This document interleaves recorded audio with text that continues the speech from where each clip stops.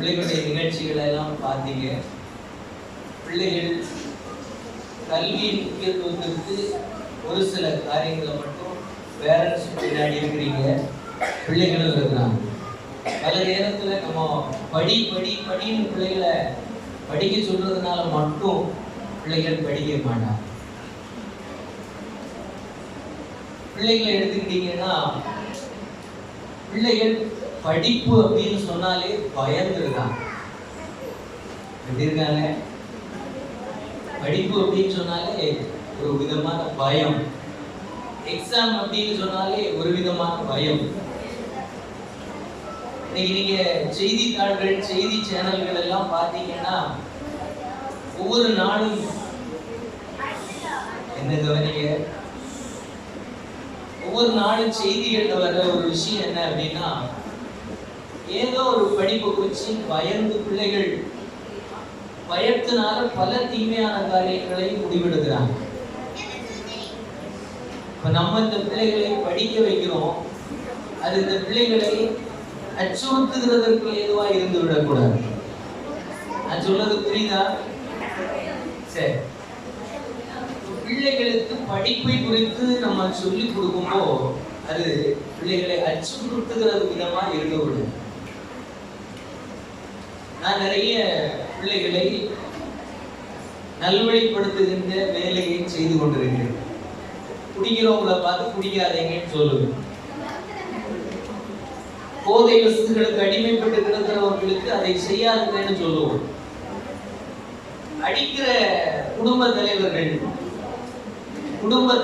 சண்டை போடுகிற குடும்ப தலைவர்கள் எந்த காரியத்தை பார்த்தாலும் அவைகளை செய்யக்கூடாது என்று சொல்லுகிறது வழக்கம். இந்த பிள்ளைகளுடைய படிப்புக்கு பிள்ளைகள் மட்டும் படிப்புல பிரயாசப்பட்டா போதாது, பேரண்ட்ஸா இருக்கிற பிள்ளைகளை சுற்றி இருக்கிற உறவினர்களுடைய ஒத்துழைப்பு மிக மிக முக்கியமானது. நான் சொல்றது கேக்குதா? என் கூட வரீங்களா? நான் பேசுறதுக்கு கூட வரணும். பிள்ளைகளுடைய படிப்புக்கு மிக முக்கியமான காரியம் அவங்களுடைய சூழ்நிலை, சுற்றி இருக்கிறவங்க, உறவினர்கள், பெற்றோர்கள் என்று சொல்லுகிற எல்லாருடைய பங்களிப்பு மிக மிக அவசியம். சரிதானா? சில நேரத்துல சில பிள்ளைகள் ஆர்வத்துல சொல்றாங்க, இங்க டியூஷன் போற அதனால ஜெயிக்குவேன், எனக்கு பக்குங்கு. எங்கேயாவது ஒரு டியூஷனுக்கு போறதுனால, எங்கேயாவது ஒரு ஸ்கூலுக்கு போறதுனால அந்த பிள்ளை ஜெயிக்க முடியுமா? வாய்ப்பு இல்லை. அப்போ அந்த பிள்ளை இன்னும் படிப்புல கவனம் செலுத்தி முக்கியத்துவப்படுத்தினா மட்டும்தான் படிப்புல என்ன செய்ய முடியும். நான் ஒரு நாள் அடிக்கடி செய்கிறது வழக்கம் தான். அப்பப்போ பிள்ளைகளுடைய கையில சின்ன ஒரு துண்டு பேப்பர் கொடுத்து, உங்க படிப்புக்கு எதெல்லாம் தடையா இருக்கு அப்படின்னு சொல்லி எழுதுங்கன்னு எழுத கொடுப்பேன். இப்படி எழுத கொடுக்கும்போ நம்ம பெரியவங்களை போல பிள்ளைகள் எதையாவது மறைச்சி ஒளிச்சு வைக்க வேண்டிய புத்தி அந்த பிள்ளைகளுக்கு கிடையாது. எதையும் மனசுல பட்டதை அப்படியே சொல்லிடுவாங்க. அதுல மிக முக்கியமான காரணத்துல ஒரு சிலதை நான் சொல்றேன். முதல் விஷயம், எங்க அப்பா குடிக்கிறாங்க, குடிச்சிட்டு வீட்டுக்கு வந்தாலே சண்டை தான். அப்ப அந்த குடிக்கிறதுனால அந்த பிள்ளைகளுக்குள்ளே ஒரு பெரிய தாக்கம் இருக்கிறது. எங்க அப்பா குடிக்கிறதுனால என் வீட்டுல சண்டை வருது, நாளைக்கு எக்ஸாம், இன்னைக்கு வீட்டுல குடிச்சிட்டு கணவனார் மனைவியிடத்துல சண்டை போட்டா அன்னைக்கு அந்த பிள்ளை நாளைக்குள்ள எக்ஸாமுக்கு என்ன படிக்க முடியும்? ஹலோ, அங்க திரும்பி பார்க்காது, எல்லாத்தையும் கேக்குதா? நான் சொல்றது புரியுதா? அப்போ சில பிள்ளைகளுக்குள்ளே குடிக்கின்ற தகப்பனாரை குறித்த பாரம் இருக்கிறது. நம்ம நினைக்கிற சின்ன பிள்ளைகள் உங்களுக்கு ஒண்ணுமே தெரியாது அப்படின்னு. என் பிள்ளைதானே, நான் பெத்த பிள்ளைதானே அப்படின்னு நம்ம நினைக்கிறோம். ஆனா நம்மை காட்டிலும் சில காரியத்தை நம்மிடத்துல பார்த்துட்டாங்கன்னா அதை அப்படியே செய்வாங்க. பிள்ளைகளிடத்துல என்ன செய்ய முடியாது, நம்ம மறைக்கவே,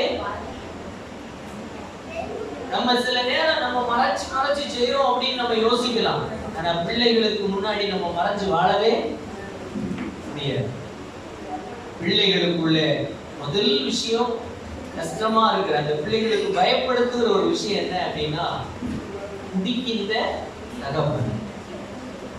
ரெண்டாவது, ஒரு சில பேப்பர்கள்ல சில பிள்ளைகள் சொல்லியிருந்த காரியம் ஆச்சரியமா இருக்கும், சொல்லிடலாம். ஆனா சில பிள்ளைகள் எழுதியிருந்தாங்க, மாமா குடிக்கிறாங்க, சித்தப்பா குடிக்கிறாங்க, அண்ணன் குடிக்கிறான். அதாவது தகப்பன் தாயை தாண்டி சிலரை சொல்றாங்க.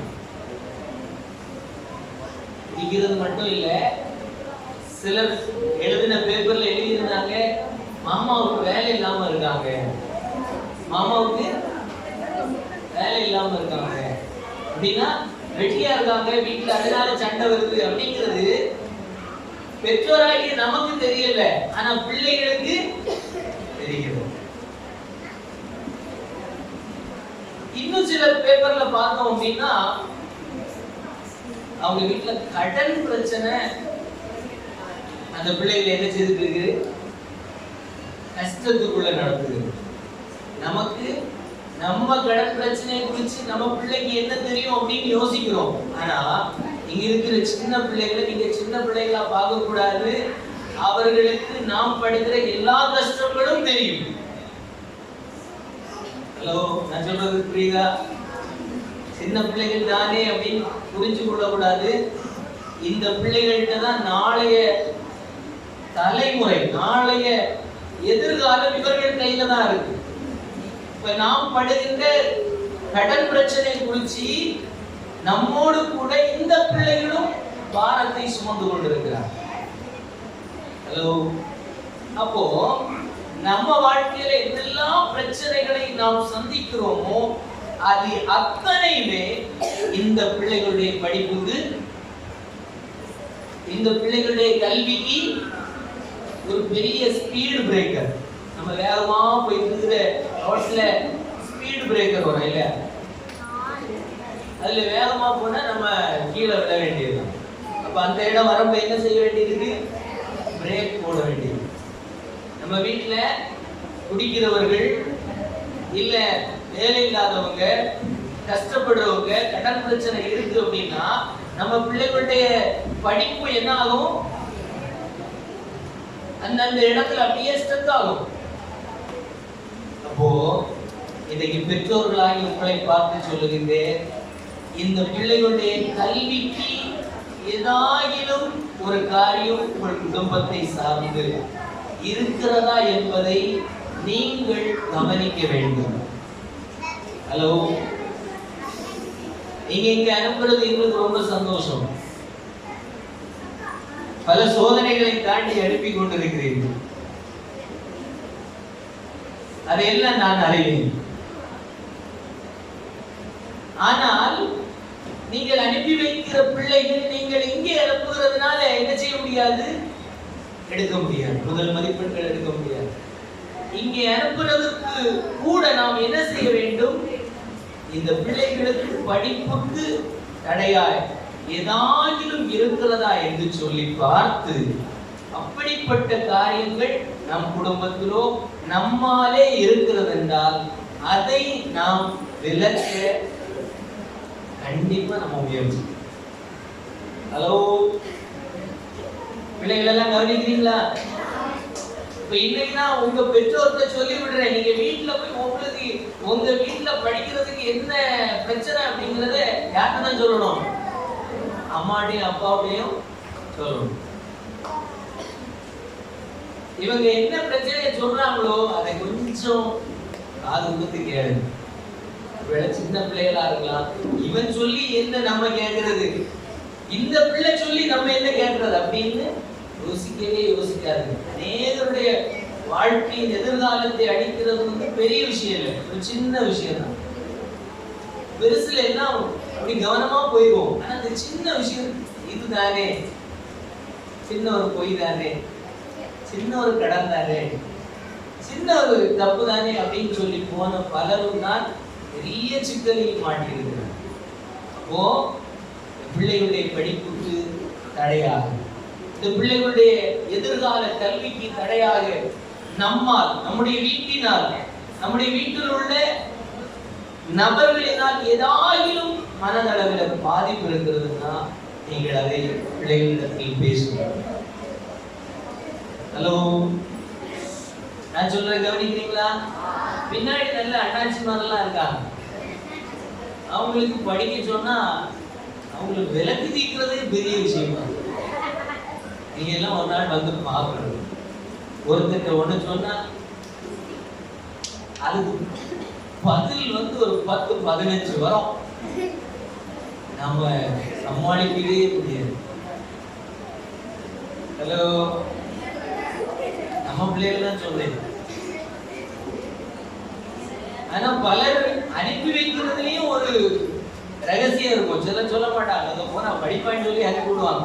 ஆனா உள்ளுக்குள்ள இருக்கும், எப்பாடா 2 மணி நேரம் இந்த பிரச்சனை நம்ம வீட்டுல.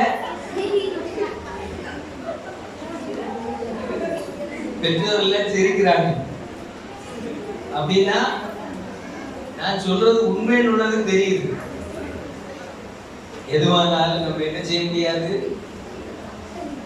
ஏதோ ஒரு பொருளை போல ஓனா போட்டு அப்படின்னு விட முடியாது. இந்த சின்ன பருவத்தில் நம்முடைய பிள்ளைகளுக்கு என்ன சொல்லிக் கொடுப்பீங்களோ, என்ன பழக்குவிப்பீங்களோ, என்ன காரியத்தை எல்லாம் இந்த பிள்ளைகளுக்குள்ள நற்காரியங்களை சொல்லிக் கொடுப்பீங்களோ, அது பிள்ளைகள் வயது முதிர்ந்த நேரத்திலையும் அவங்கள விட்டு மறையவே செய்யாது. ஒரு காலத்துல நம்முடைய பெற்றோர்களை நீங்க திரும்பி பாத்தீங்கன்னா, இப்ப நம்ம பிள்ளைகளை கண்டிக்கிறதுன்னா ஒரு விஷயமே இல்லை. அடியெல்லாம் மட்டை எடுத்து வாங்கியிருக்கோம் இல்லையா? பெரிய பெரிய கப்பு குச்சி எடுத்து வாங்கியிருக்கிறோம். அப்ப அடி வாங்கப்ப நம்மளும் எதுக்கதான் செய்தோம். ஆனால் நம்மளும் பெற்றோர் வந்தப்பதான் தெரிஞ்சிச்சு, அன்னைக்கு நம்மளும் ஒரு வழி நம்ம அப்பா அம்மாவை ஒரு வழிப்படுத்தி இருக்கும் இல்லையா? அப்ப இந்த பிள்ளைகளை நாம் படிக்கின்ற விஷயத்துல ரொம்ப கவனமா, இந்த பிள்ளைகளுக்கு ஏதாயும் படிப்புக்கு தடையா இருக்குன்னா விளக்கணும். ஒரு சில காரியத்தை மட்டும் இதுல சொல்லியிருக்கு. சில வீட்டுல 10ஆம் கிளாஸ் 12ஆம் கிளாஸ் பிள்ளைகள் வீடுகள்ல மொபைல் பிள்ளைகள் கையில கொடுக்காது. ஒண்ணு. 2வது விஷயம், வீட்டுல கேபிள் இருக்குன்னா இன்னையே போய் கட் பண்ணிருங்க. சொல்றது புரியுதா? உங்களுக்கு ஒருவேளை தொடர் பார்க்கணும், சினிமா பார்க்கணும்னா நீங்க மனசுல நினைச்சிருங்க, என் பிள்ளையுடைய மார்க்கு கீழே போயிடும். யாரும் சொல்லிட்டு காரியமே இல்லை. இது ஒரு பிரச்சனை இருக்குன்னா அதை நீங்களே தூர வச்சிருந்தது நல்லது. பிள்ளைகள் படிக்க வேண்டிய நேரத்தில் அந்த தொடர், இந்த தொடர், அந்த சினிமா, இந்த சினிமான்னு சொல்லி, அந்த டிவி, இந்த டிவின்னு சொல்லி பார்க்கிறதுக்குள்ள இடத்தை முதல்ல நிறுத்துங்க.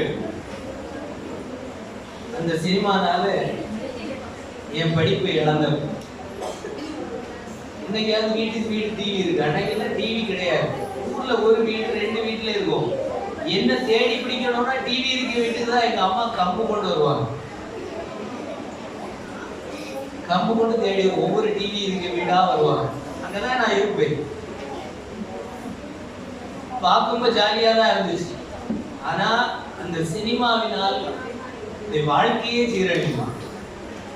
சினிமா திருப்பி திருப்பி நம்மளை ஏதோ ஒன்றுக்குள்ள நடத்திக்கிட்டே இருக்கும், பேசிக்கிட்டே இருக்கும். இன்னும் பார்க்கணும்னு தூண்டிக்கிட்டே இருக்கும். படிக்க வேண்டிய காலத்துல படிப்பை விட்டு வேற ட்ராக்ல நம்மளை கலந்து. பெற்றோர்களாகிய உங்கள் எல்லாருக்கும் நான் மனதார ரிக்வெஸ்டா கேட்கிற ஒரு விஷயம், இந்த பிள்ளைகளுடைய படிப்புக்கு ஒருவேளை உங்களுக்குரிய டிவியை ஒதுக்கணும், உங்களுக்கு கண்டிப்பா பார்க்க வேண்டிய இந்த கேபிளை கட் பண்ணணும்னா நீங்க பிரயாசப்பட்டே ஆக வேண்டும். நீங்க கட் பண்ணிருங்க, சரியா? கேபிள டிவியை கட் பண்ணிட்டீங்கன்னா உங்க பிள்ளைகள் படிப்புல கவனம் செலுத்த ஒரு வழி இருக்கும். 10ஆம் கிளாஸ் 12ஆம் கிளாஸுக்கு தயவு செய்து கேபிளை கட் பண்ணிருங்க. ஒரு வருஷம் கேபிளுக்கு கட்ட பணம் மிச்சம். மொபைலு கொடுக்கவே கொடுக்காது. சரியா? சரி, போதும். இந்த வார்த்தைகளோடு நான் நிறைவு செய்து, நான் பேசிக்கிட்டேன்னா நிறைய பேசிக்கிட்டே இருப்பேன், நீங்களும் கேட்டுக்கிட்டே இருக்கலாம். ஆனா பிள்ளைகள் கேட்டுட்டு இருக்க மாட்டாங்க. இனி இதுக்கு மேல நான் அதிகமா பேசினேன்னா நீங்க இருப்பீங்க. இந்த பிள்ளைகளை அப்படியே அவங்க பாட்டுக்கு ஒரு பிசினஸ் செய்ய ஆரம்பிச்சிருவாங்க. கொஞ்சம் எழும்புவாங்க, அவங்க பாட்டுக்கு பேச ஆரம்பிப்பாங்க, அவங்க பாட்டுக்கு அவங்க வேலையை செய்ய ஆரம்பிச்சிருவாங்க. அதனால நான் என்னுடைய வார்த்தையை நிறைவுபடுத்திக் கொள்கிறேன். உங்கள் பிள்ளைகளுடைய படிப்பிலே கவனம் செலுத்துங்கள். நீங்க இந்த பிள்ளைகளுக்கு ஏதோ நீங்க வளர்த்தது போல சில காரியத்தை ஊர்ல சில பழக்க வழக்கங்கள் இருக்கு, போதும், இது இந்த தொழில் போதும், அதல்ல. நம்ம பார்க்க வேண்டியது இங்க இருந்து உலகம் முழுசும் பார்க்கணும். நம்ம படிப்பில்லாம வாழ்ந்துட்டோம். இப்போ சின்ன பிள்ளைகள் முதல் குறைஞ்சது 5 லாங்குவேஜ் 6 லாங்குவேஜ் தெரிஞ்ச பிள்ளைகள் இருக்காங்க. அந்த பிள்ளைகள் இடத்துல இந்த பிள்ளைகள் நாளைக்கு போய் நிற்கவோ தேர்ந்தப்படுவாங்க. அப்போ இந்த காலத்தில் இந்த பிள்ளைகளுடைய கல்வியில நாம் முக்கியத்துவம் எடுத்தால் மட்டுமே நாளைக்கு நம்ம பிள்ளைகள் அப்பா அம்மா படிக்க வைக்கலன்னு சொல்ல மாட்டாங்க. எப்படி நம்ம தான் படிக்க வைக்க போறோம். அதனால கஷ்டப்பட்டாகில இந்த பிள்ளைகளுக்கு ஏதாவது ஒரு வழியை நிச்சயம் ஏற்படுத்தி கொடுப்போம். நாங்கள் தொடர்ந்து இந்த டியூஷனை வந்து ஏதோ லாப நோக்கத்துக்காக நாங்கள் செய்யல. ஒரு டீச்சரை போட்டுருக்கிறோம், எங்களால் முடிஞ்ச ஒரு சேலரி அந்த பிள்ளைக்கு கொடுத்துட்டு இருக்கிறோம். ஏன்னா 40 பிள்ளைகள் கிட்ட வராங்க, அவங்கள மேய்க்கிறதுனா சும்மா இல்லை. நான் அப்பப்போ உலகம் முழுசு சுத்திட்டு போயிடுவேன். என் மனைவி தான் இதுல இருந்து பார்த்து கொண்டிருக்கிறான். ஒவ்வொரு கேட்டகரியில இருக்காங்க. சின்ன பிள்ளைகளை எப்படி சமாளிக்க முடியும்னு உங்களுக்கு தெரியும். அதுக்கடுத்து வாலிப பிள்ளைகள் எல்லா கேட்டகரியிலையும் இருக்காங்க. எல்லாரையும் கொண்டு போய் படிக்க வைக்கிறது தான் எங்க நோக்கம். நாங்க செய்யற வேலை ஒவ்வொருத்தரையும் படி படி அப்படி இல்லை. நாங்க செய்யற ஒரே விஷயம் என்னன்னா, இன்னைக்கு ஸ்கூல்ல எடுத்த பாடத்தை இன்னைக்கு தரவு பண்ணி.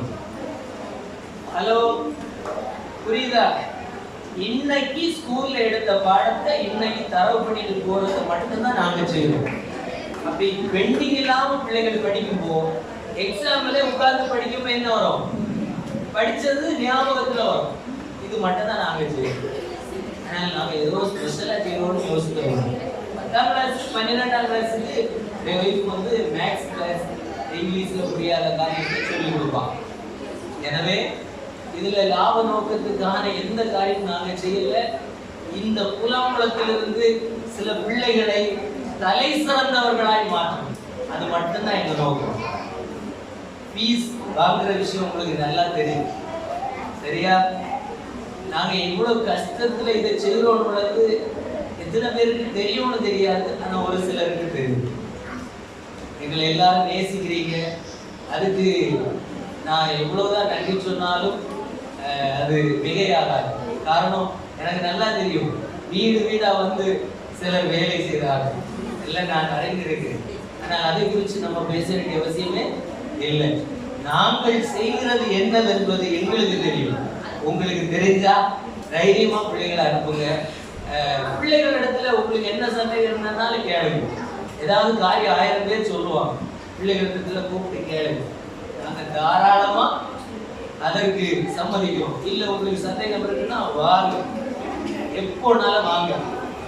எங்க போன் நம்பர் உங்கள்கிட்ட எல்லாம் இருக்கும்னு நினைக்கிறேன். ஒரு அப்ளிகேஷன் ஃபார்ம் கொடுத்து விடுவோம். எதுக்குன்னா உங்களுக்கு இந்த பிள்ளைகள் என்ன செய்யறாங்கன்னு தெரியணும்ன்றதுக்காக எங்க நம்பர் எல்லாம் கொடுத்து அனுப்பிடுவோம். வச்சிருக்கிறீங்களான்னு தெரியாது. ஹலோ ஹலோ, புரியுதா? சரி, நான் என்னுடைய வார்த்தைகளை சுருக்கி முடித்துக் கொள்கிறேன். பிள்ளைகளுடைய தொடர்ந்துள்ள நிகழ்ச்சிக்கு நம்ம கடந்து செல்லலாம். நன்றி.